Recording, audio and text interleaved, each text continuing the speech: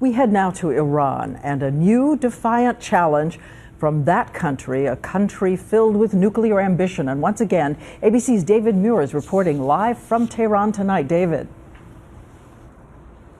Diane, good evening again from Iran this evening, and we begin with that new UN report. The inspectors who say they've discovered advanced centrifuges installed at one of Iran's main nuclear facilities. They say it's proof that Iran can now speed up the process to a nuclear weapon.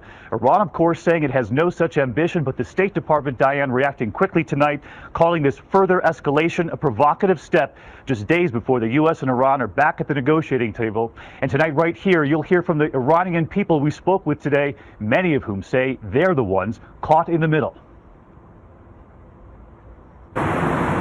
Allowed rare access to the streets here, today we went in search of one of the biggest pharmacies in central Tehran, having heard life-threatening medicine is now running out. Hello. Dr. Karola Gulami runs the pharmacy. Right now we have shortage almost of every category of the medicine. And he points straight to those tightening U.S. sanctions meant to force Iran's leaders to change course on their nuclear program, now affecting everyone, even patients buying medicine. All of it, he says, because money in and out of Iran is nearly frozen. But because of that money flow, it has stopped some of the drugs from coming in. Yes, because you are a manufacturer of a drug, you want your money. When I can't pay you, how can you send the medicine to me? And that's all because of the sanctions. That's right. Cameras are rarely allowed free reign in Iran, but we ask him to allow us inside the pharmacy, and he takes us. Is this crowd typical, the size of this crowd? Immediately, we see the lines as we snake our way behind the counter to the back, where not only are they low on many medications, they have run out of several cancer drugs. Like colon cancer. That you don't have. That they don't have it. And what do you give instead? But you don't have it, nothing. And by midday alone, how many people have been asking for it? But 40 people today. 40 people today have asked. For that one cancer drug alone. And on the other side of the counter, the urgency in their faces. This man shows us the prescription for a loved one with leukemia. He took a cab from 2 hours away. When we did the math, with skyrocketing inflation here, that ride cost him more than $500. And you have gone to how many pharmacies?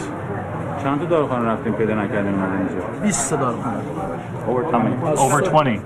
And while we were there, he finally makes his way to the window, where he is told there is none left. To come back Saturday. You will go home with no medicine.